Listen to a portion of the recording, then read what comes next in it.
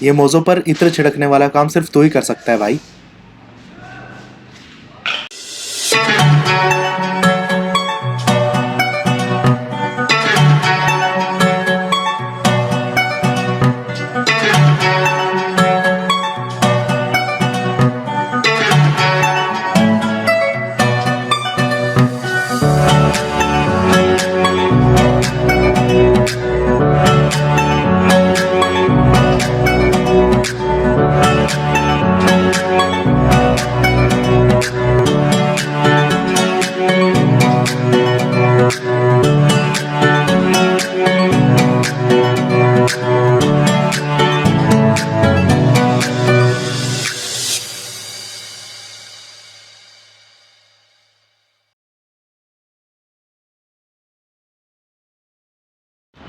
तो ये है अमृतसर में हमारा डे 2 और आज की हम शुरुआत करने वाले हैं गोल्डन टेम्पल से।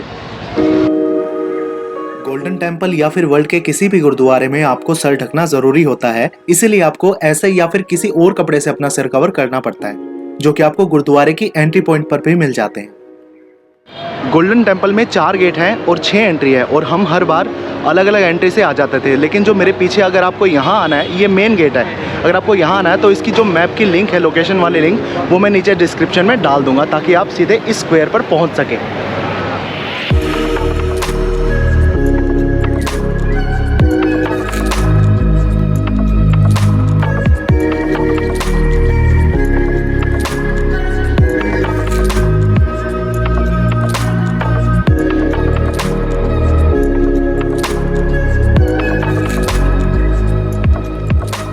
अमृतसर शहर को सिख कम्युनिटी के 4th गुरु श्री गुरु रामदास जी ने 16th सेंचुरी में बनवाया था और गोल्डन टेम्पल को 5th गुरु गुरु अर्जन देव जी ने 17th सेंचुरी में बनवाया था, जिसे हम श्री हरमिंदर साहिब भी बोलते हैं, जो कि 2 वर्ड से मिलकर बना है, हरि और मंदिर। हरि भगवान को बोलते हैं और मंदिर वो जहाँ भगवान का वास होता है, तो इसलिए गोल्डन टेम्पल को हरमिंदर साहिब भी बोला जाता है। टेम्पल में टोटल 4 गेट हैं। बाकी इंडियन रिलीजियंस की तरह ही सिख धर्म भी इक्वलिटी में बिलीव रखते हैं, जो इस बात को भी क्लियर करता है कि भगवान का घर चारों तरफ से सबके लिए खुला रहता है। साल के 365 दिन और 24 घंटे आप यहाँ लंगर खाने आ सकते हो, जो कि बिल्कुल फ्री होती है और रोजाना यहाँ लगभग 1 लाख से ज्यादा लोग लंगर खाने आते हैं। मंदिर के चारों ओर तालाब है, इसे अमृत सरोवर बोलते हैं, जो कि सिख धर्म में काफी पवित्र माना जाता है और सिख इसमें स्नान भी करते हैं। इस अमृत सरोवर से ही अमृतसर शहर को उसका नाम मिला है। इस टेम्पल की एक मंजिल अमृत सरोवर के नीचे भी है, जहां मंदिर के अंदर नीचे की तरफ सीढ़ियां जाती हैं, लेकिन वहां जाने की परमिशन किसी को नहीं है। एक बात यह भी है कि सिख धर्म के सबसे पहले गुरु श्री गुरु नानक देव जी वहां ध्यान लगाया करते थे। और अब यहाँ है ये 5 रुपए में मिलने वाली पेप्सी, जो कि आपको गोल्डन टेम्पल के दूसरे एंट्री गेट पर मिलती है। ज्यादा होगी फिर। थैंक यू भैया। कैसी है? बहुत अच्छी है, बहुत अच्छी है, बहुत बढ़िया। नमक मिर्च ठीक है पाजी? चंगी है जी, चंगी है। चंगी है पर थोड़ी सी ना पक्की बहुत ज्यादा है। पक्की है, ज्यादा पका दी। यहाँ सामने की तरफ गोल्डन टेम्पल है और उसके पीछे है ये वाली मार्केट। अगर आप यहाँ से अपने लिए कुछ लेकर जाना चाह रहे हैं तो ये बेस्ट प्लेस है कुछ खरीदारी करने का।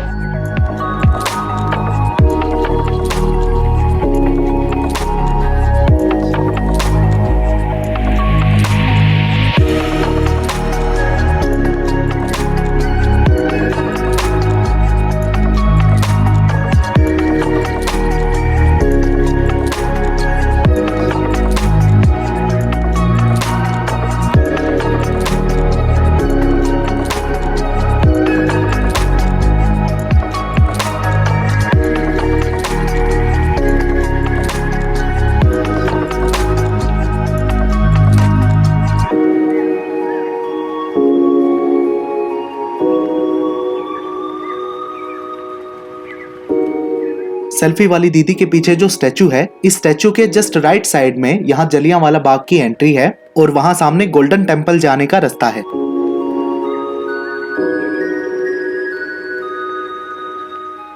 The Rowlatt act. इस एक्ट के तहत ब्रिटिश गवर्नमेंट भारतीय लोगों को अपनी मर्जी से जब और जैसे चाहें बिना किसी अपराध, इल्जाम और बिना सबूतों के गिरफ्तार करके जेल में बंद कर सकते थे और इसमें कैदी को ये जानने का भी हक नहीं था कि उसे किस इल्जाम, और किस ऑफिसर के कहने पर जेल में बंद किया गया है।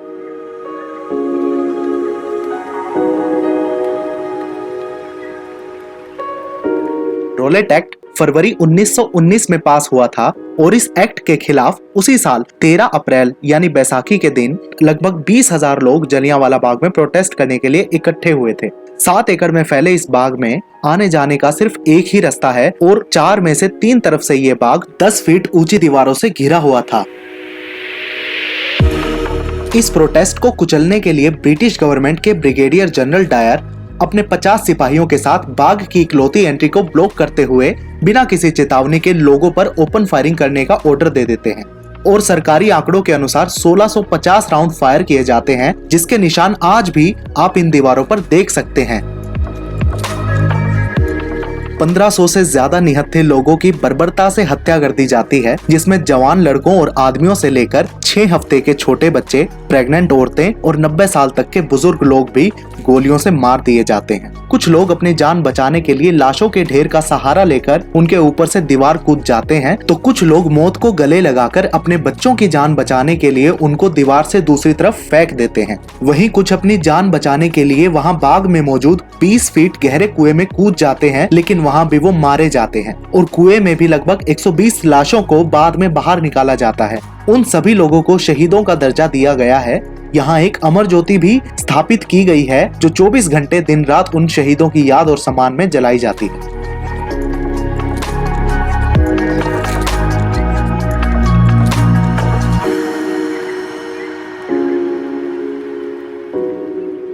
इस भयानक नरसंहार के 21 साल बाद 13 मार्च 1940 को सरदार उधम सिंह ने इंग्लैंड के कैक्सन हॉल में जनरल डायर को सबके सामने गोली मारकर मौत के घाट उतारा और बड़े ही गर्व के साथ जलियांवाला बाग के कत्लेआम का बदला लिया। बाद में उन्हें वहां पेंटनविल जेल में कैद कर लिया गया और 31 जुलाई 1940 को उनको फांसी की सजा सुना दी गई। आपको अमृतसर के होल बाजार में बाहर उनका एक स्टैचू भी देखने को मिल जाएगा, जिसे 1990 में बनवाया गया था और सरदार उधम सिंह को शहीद ए आजम का खिताब भी दिया गया। उसी के साथ इनकी राख को आज भी जलियांवाला बाग म्यूजियम के अंदर सम्मान पूर्वक रखा गया है। यहाँ शाम को 1 घंटे का साउंड एंड लाइट शो भी होता है, जिसमें जलियांवाला बाग और सरदार उधम सिंह जी के बारे में बताया जाता है। समर में टाइमिंग शाम 7 बजे की रहती है और विंटर में शाम 5 बजे की। यहाँ की एंट्री और साउंड एंड लाइट शो दोनों ही बिल्कुल फ्री हैं। तो गोल्डन टेम्पल के बाद अब हम जा रहे हैं केसरदा ढाबा पे, जहाँ हम कल गए थे और हमें वो बंद मिला था।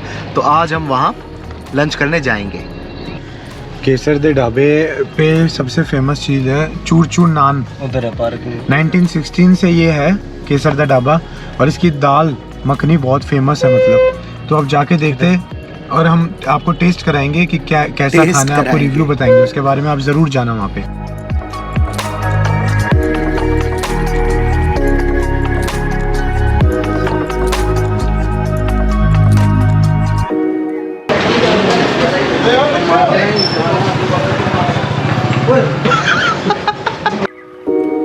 जब हम वहां पहुंचे तो हमें इस तरह से लाइन में लगना पड़ा। इनके वहां पर आपको टेबल बुक करवानी पड़ती है और टोकन नंबर लेना पड़ता है, क्योंकि आपको यहाँ ये बताना पड़ेगा कि आप कितने लोग हो। आपकी गिनती के हिसाब से ये डिसाइड करते हैं कि आपको किस तरफ बैठना होगा। और ये हाल तो तब है जब इन्होंने अपने सामने वाली शॉप को भी यूज में ले रखा है, यानी बैठने के लिए यहाँ 2 अलग अलग जगह हैं, एक सामने की तरफ और दूसरी गली के इस तरफ जिस तरफ हम खड़े हैं। क्या कह रहे हैं? टोकन यहाँ से लेना है। टोकन यहाँ से लेंगे, ये सेम है।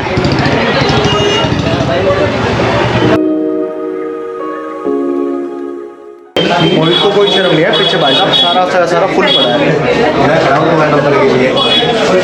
मोहित को हमने खड़ा कर रखा है हमारे नंबर के लिए। तो लगभग 20 मिनट तक खड़े रहने के बाद हमें सीट मिल ही गई थी, लेकिन शेयरिंग में।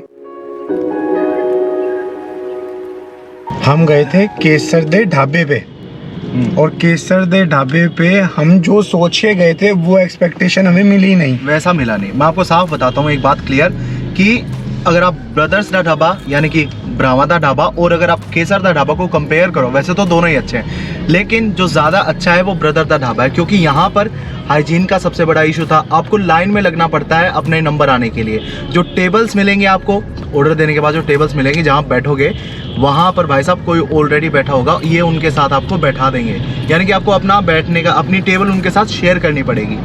तो ये मुझे बहुत ही बुरी बात लगी। दूसरा, हाइजीन का बहुत ज़्यादा ही इशू है यहाँ पर। मोहित तू बता अपने रिव्यू क्या है? भाई हाइजीन का प्लस ब्रांड वैल्यू जैसे है उस हिसाब से स्पेस नहीं है इनके पास, जो कि इनको देना चाहिए। खाना सही प्लस था, सर्विस खराब है। खाने की क्वालिटी वैसे बहुत अच्छी है, लेकिन इनके पास अच्छी है। सीटिंग नहीं है। एक इम्पोर्टेंट बात और, अगर आप यहाँ अपना प्राइवेट व्हीकल लेकर आ रहे हैं तो आपको हाथी गेट पर जाना पड़ेगा। हाथी गेट पे आप अपनी गाड़ी वगैरह पार्क कर सकते हो और फिर आपको अंदर पैदल जाना पड़ेगा, क्योंकि अंदर गाड़ी का रास्ता नहीं है। तो जो सबसे नज़दीकी रास्ता है जहाँ पार्क कर सकते हो गाड़ी, वो है हाथी गेट। तो हम अपनी इस सीरीज का दी एंड यहीं करते हैं। अमृतसर में कुछ और भी जगह हैं घूमने की जो हमने अपने नेक्स्ट टाइम के लिए बचा ली हैं। तब तक के लिए टेक केयर गाइस।